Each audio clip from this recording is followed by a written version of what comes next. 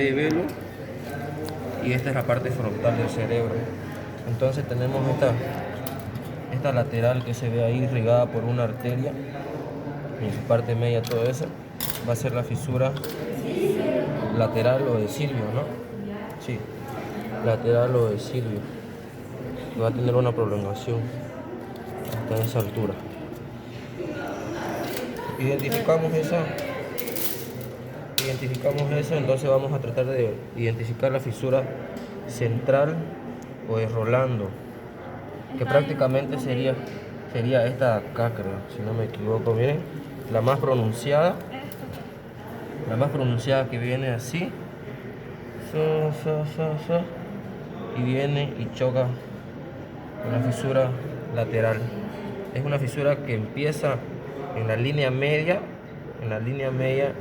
y viene bajando hasta prácticamente chocar con la fisura lateral o de Rolando. Vamos a empezar a surcar entonces esa fisura, que sería esta de acá.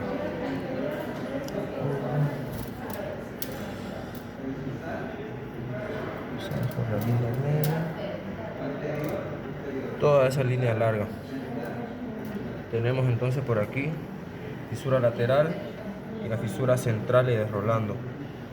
Y la occipital, la parietoccipital externa, que es una prolongación de la parietoccipital interna. Entonces se surca de la siguiente manera. Así vamos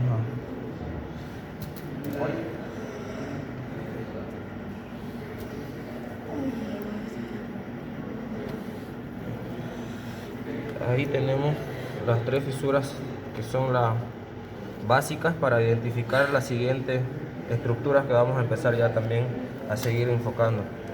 Nos va a dividir esas tres fisuras, la fisura lateral, la fisura central y la fisura parietoccipital. Nos va a dividir el cerebro en lóbulos, que está por delante de la fisura central, entonces va a ser esta parte de acá, de delante, el lóbulo frontal, que está por detrás de la fisura central, va a ser el lóbulo parietal. El que está debajo de la fisura lateral o de Silvio va a ser el lóbulo temporal, y el que está por detrás, este pedazo, va a ser el lóbulo occipital. Entonces, para eso identificamos esas tres fisuras, ¿no? La fisura central o de Rolando, la fisura lateral o de Silvio, la fisura occipital, para delimitar los lóbulos frontal, temporal, parietal y occipital. Y en cada lóbulo tenemos estructura, ¿no? En este caso de aquí vamos a intentar identificar la primera fisura, que va a estar a esta altura, más o menos así. Estamos viendo que el cerebro está dañado, pero la vamos a continuar así. Ese entonces va a ser el surco frontal superior,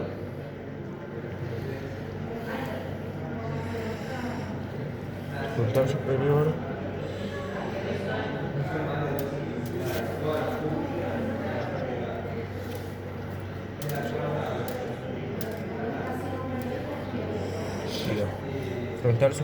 que nos va a delimitar entonces el lóbulo frontal en dos porciones, ¿no?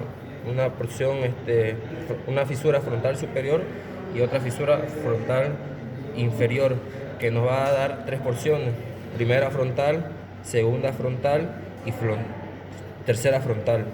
Estas fisuras, tanto la frontal superior como la frontal inferior, tienen unas prolongaciones. Se prolongan para atrás, para arriba, para ascendente y descendente, como se puede observar aquí, ¿no? Ascendentes y descendentes. También la frontal inferior igual lo mismo va a ser una prolongación ascendente y otra prolongación descendente, que nos va a delimitar otra circunvolución, que va a ser la frontal ascendente, una circunvolución frontal. Entonces, el surco frontal superior, el surco frontal inferior, nos va a dividir en cuatro porciones, ¿no? La primera va a ser la frontal superior, de la primera frontal, la segunda frontal, la tercera frontal, y sus prolongaciones de esos surcos nos va a delimitar una circunvolución, que va a ser la frontal ascendente que va a ir para arriba, así, pum. ¿Ok? Ya, tenemos entonces identificado el lóbulo frontal. Pasamos al lóbulo parietal. Ok, en el lóbulo parietal también lo mismo. El lóbulo parietal cuenta con otras estructuras, cuenta con un sinfín de estructuras que empiezan en la fisura de Silvio. Esa fisura va ascendiendo. La fisura de Silvio, recordemos que no todos los cerebros son iguales. Entonces hay una fisura que va ascendiendo, que va a ser la prolongación, que va a ser la fisura. Aquí teníamos la fisura central o de Silvio, y por delante teníamos los surcos frontal superior, frontal inferior, que nos delimitaba primera frontal, segunda frontal, tercera frontal, y sus prolongaciones de esos, tanto ascendentes como descendentes, provocaban un girus más, que era el girus frontal ascendente o girus precentral, porque está delante de la fisura central. También lo mismo va a pasar en esta parte de acá, ¿ya? Después de que la fisura lateral de Silvio va a ser una prolongación,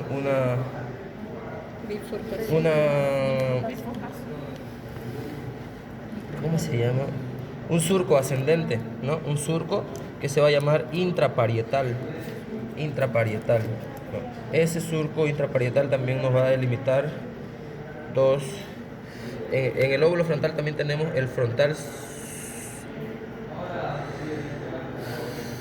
Me perdí. Bueno, stop. Ya, parietal. Tenemos el surco intraparietal que se va a bifurcar en dos prolongaciones. Una prolongación ascendente y otra prolongación posterior, ¿ya? Una prolongación posterior que nos va a delimitar primera temporal, segunda temporal y temporal ascendente. Esa prolongación nos va a dar dos girus, ¿no? El girus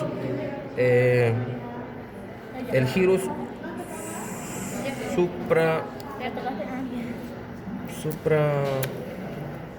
marginal, el girus por delante, el girus supramarginal, y por detrás va a estar el pliegue curvo, ¿ya? Entonces tenemos la fisura lateral o de Silvio, que va a ser una prolongación, que va a ser la fisura intraparietal,